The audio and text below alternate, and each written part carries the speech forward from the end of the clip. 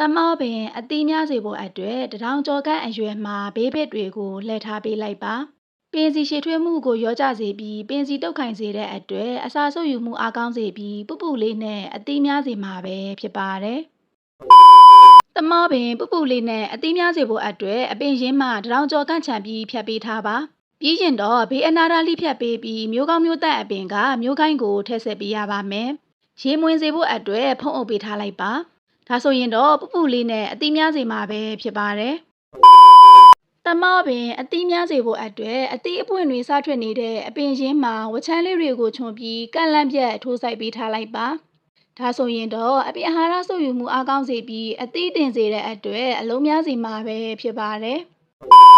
တမောပင်ပုပုလေးနဲ့ခုဆွတ်ရလွယ်ကူအောင်အသီးပွင့်တွေဝေနေတဲ့အချိန်မှာဘေးဘစ်တစ်ချမ်းကိုအဆောင်ဖြတ်ပေးထားပါ